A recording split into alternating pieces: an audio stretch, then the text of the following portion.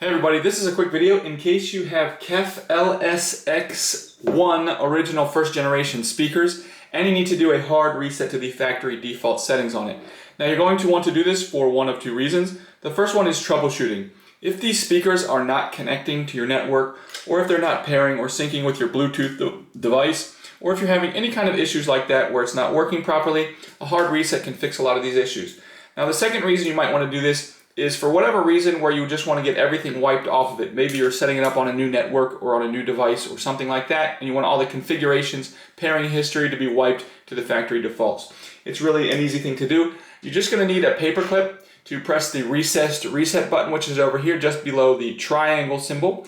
And you're just going to put your paper clip in there and press and hold that button for approximately 5 seconds. Just keeping an eye on the little light above it.